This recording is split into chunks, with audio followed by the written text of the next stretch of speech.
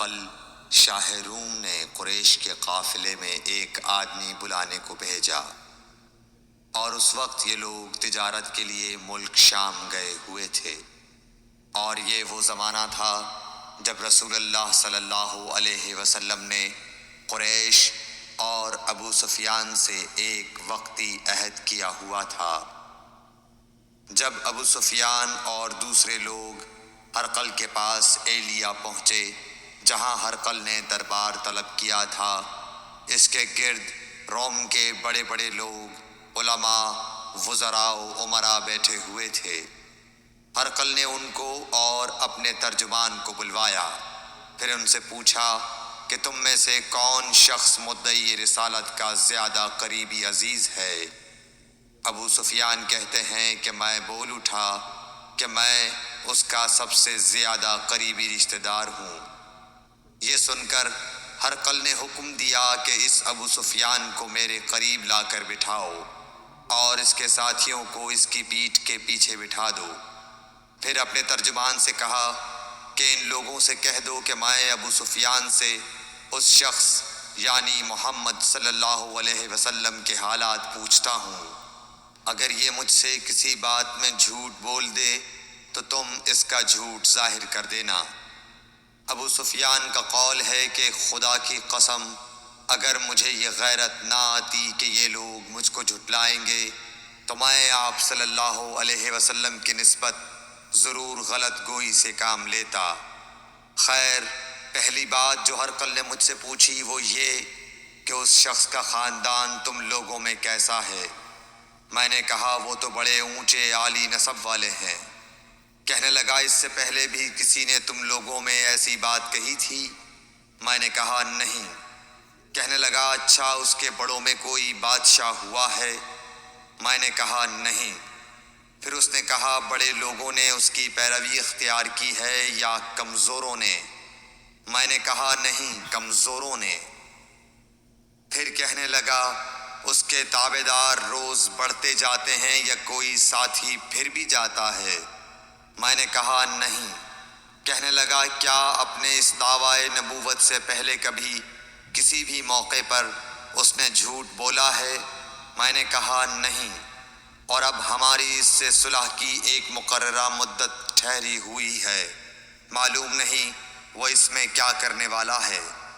ابو سفیان کہتے ہیں میں اس بات کے سوا اور کوئی جھوٹ اس گفتگو میں شامل نہ کر سکا۔ ہرقل نے کہا کیا تمہاری اس سے کبھی لڑائی بھی ہوئی ہے؟ ہم نے کہا کہ ہاں۔ بولا پھر تمہاری اور اس کی جنگ کا کیا حال ہوتا ہے؟ میں نے کہا لڑائی ڈول کی طرح ہے، کبھی وہ ہم سے میدان جنگ جیت لیتے ہیں اور کبھی ہم ان سے جیت لیتے ہیں۔ ہرقل نے پوچھا وہ تمہیں کس بات کا حکم دیتا ہے؟ میں نے کہا وہ کہتا ہے کہ صرف ایک اللہ ہی کی عبادت کرو، اس کا کسی کو شریک نہ بناؤ، اور اپنے باپ دادا کی شرک کی باتیں چھوڑ دو، اور ہمیں نماز پڑھنے، سچ بولنے، پرہیزگاری اور صلہ رحمی کا حکم دیتا ہے۔ یہ سب سن کر پھر ہرقل نے اپنے ترجمان سے کہا کہ ابو سفیان سے کہہ دے کہ میں نے تم سے اس کا نسب پوچھا تو تم نے کہا کہ وہ ہم سے عالی نسب ہے، اور پیغمبر اپنی قوم میں عالی نسب ہی بھیجے جایا کرتے ہیں۔ میں نے تم سے پوچھا کہ دعویٰ نبوت کی یہ بات تمہارے اندر اس سے پہلے کسی اور نے بھی کہی تھی تو تم نے جواب دیا کہ نہیں۔ تب میں نے اپنے دل میں کہا کہ اگر یہ بات اس سے پہلے کسی اور نے کہی ہوتی تو میں سمجھتا کہ اس شخص نے بھی اسی بات کی تقلید کی ہے جو پہلے کہی جا چکی ہے۔ میں نے تم سے پوچھا کہ اس کے بڑوں میں کوئی بادشاہ بھی گزرا ہے تو تم نے کہا کہ نہیں۔ تو میں نے دل میں کہا کہ ان کے بزرگوں میں سے کوئی بادشاہ ہوا ہوگا تو کہہ دوں گا کہ وہ شخص اس بہانے اپنے آباء و اجداد کی بادشاہت اور ان کا ملک دوبارہ حاصل کرنا چاہتا ہے۔ اور میں نے تم سے پوچھا کہ اس بات کے کہنے یعنی پیغمبری کا دعویٰ کرنے سے پہلے تم نے کبھی اس کو دروغ گوئی کا الزام لگایا ہے؟ تم نے کہا کہ نہیں۔ تو میں نے سمجھ لیا کہ جو شخص آدمیوں کے ساتھ دروغ گوئی سے بچے وہ اللہ کے بارے میں کیسے جھوٹی بات کہہ سکتا ہے۔ اور میں نے تم سے پوچھا کہ بڑے لوگ اس کے پیرو ہوتے ہیں یا کمزور آدمی؟ تم نے کہا کمزوروں نے اس کی اتباع کی ہے۔ تو دراصل یہی لوگ پیغمبروں کے متبعین ہوتے ہیں۔ اور میں نے تم سے پوچھا کہ اس کے ساتھی بڑھ رہے ہیں یا کم ہو رہے ہیں؟ تم نے کہا کہ وہ بڑھ رہے ہیں، اور ایمان کی کیفیت یہی ہوتی ہے حتیٰ کہ وہ کامل ہو جاتا ہے۔ اور میں نے تم سے پوچھا کہ آیا کوئی شخص اس کے دین سے ناخوش ہو کر مرتد بھی ہو جاتا ہے؟ تم نے کہا نہیں۔ تو ایمان کی خاصیت بھی یہی ہے، جن کے دلوں میں اس کی مسرت رچ بس جائے وہ اس سے لوٹا نہیں کرتے۔ اور میں نے تم سے پوچھا کہ آیا وہ کبھی عہد شکنی کرتے ہیں؟ تم نے کہا نہیں۔ پیغمبروں کا یہی حال ہوتا ہے، وہ عہد کی خلاف ورزی نہیں کرتے۔ اور میں نے تم سے کہا کہ وہ تم سے کس چیز کے لیے کہتے ہیں؟ تم نے کہا کہ وہ ہمیں حکم دیتے ہیں کہ اللہ کی عبادت کرو، اس کے ساتھ کسی کو شریک نہ ٹھہراؤ، اور تمہیں بتوں کی پرستش سے روکتے ہیں، سچ بولنے اور پرہیزگاری کا حکم دیتے ہیں۔ لہٰذا اگر یہ باتیں جو تم کہہ رہے ہو سچ ہیں تو ان قریب وہ اس جگہ کا مالک ہو جائے گا کہ جہاں میرے یہ دونوں پاؤں ہیں۔ مجھے معلوم تھا کہ وہ پیغمبر آنے والا ہے، مگر مجھے یہ معلوم نہیں تھا کہ وہ تمہارے اندر ہوگا۔ اگر میں جانتا کہ اس تک پہنچ سکوں گا تو اس سے ملنے کے لیے ہر تکلیف گوارا کرتا۔ اگر میں اس کے پاس ہوتا تو اس کے پاؤں دھوتا۔ ہرقل نے رسول اللہ صلی اللہ علیہ وسلم کا وہ خط منگایا جو آپ نے وحیہ کلبی رضی اللہ تعالیٰ عنہ کے ذریعے حاکم بصرہ کے پاس بھیجا تھا، اور اس نے وہ ہرقل کے پاس بھیج دیا تھا۔ پھر اس کو پڑھا تو اس میں لکھا تھا، اللہ کے نام کے ساتھ جو نہایت مہربان اور رحم والا ہے۔ اللہ کے بندے اور اس کے پیغمبر محمد صلی اللہ علیہ وسلم کی طرف سے یہ خط ہے شاہ روم کے لیے۔ اس شخص پر سلام ہو جو ہدایت کی پیروی کرے۔ اس کے بعد میں آپ کے سامنے دعوت اسلام پیش کرتا ہوں۔ اگر آپ اسلام لے آئیں گے تو دین و دنیا میں سلامتی نصیب ہوگی، اللہ آپ کو دوہرا ثواب دے گا۔ اور اگر آپ میری دعوت سے روگردانی کریں گے تو آپ کی رعایا کا گناہ بھی آپ ہی پر ہوگا۔ اور اے اہل کتاب، ایک ایسی بات پر آ جاؤ جو ہمارے اور تمہارے درمیان یکساں ہے، وہ یہ کہ ہم اللہ کے سوا کسی کی عبادت نہ کریں اور کسی کو اس کا شریک نہ ٹھہرائیں، اور نہ ہم میں سے کوئی کسی کو خدا کے سوا اپنا رب بنائے۔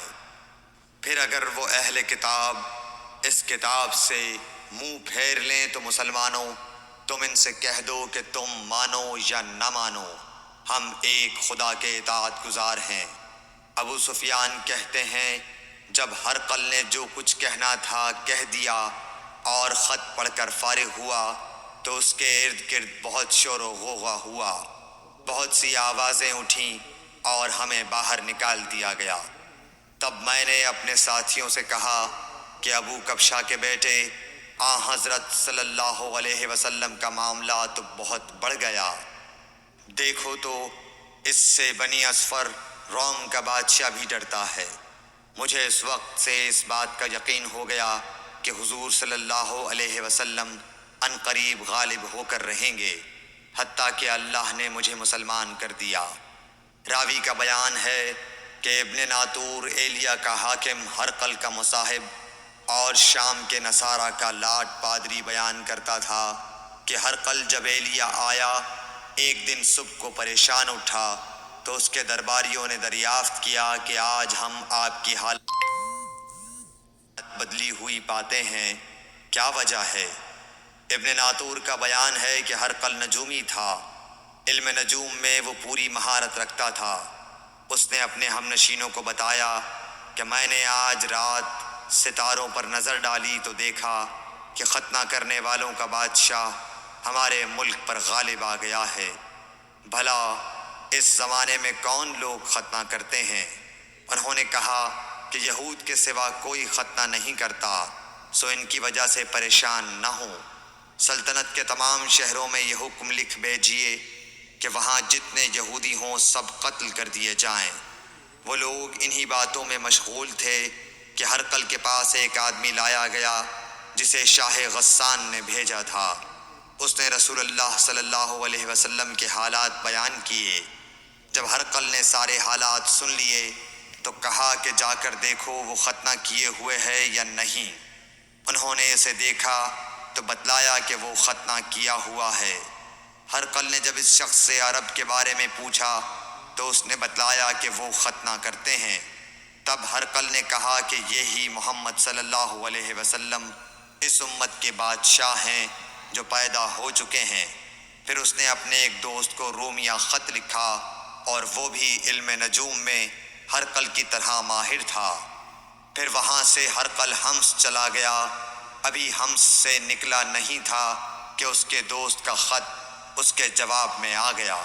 اس کی رائے بھی حضور صلی اللہ علیہ وسلم کے ظہور کے بارے میں ہرقل کے موافق تھی کہ محمد صلی اللہ علیہ وسلم واقعی پیغمبر ہیں۔ اس کے بعد ہرقل نے روم کے بڑے آدمیوں کو اپنے حمص کے محل میں طلب کیا اور اس کے حکم سے محل کے دروازے بند کر لیے گئے۔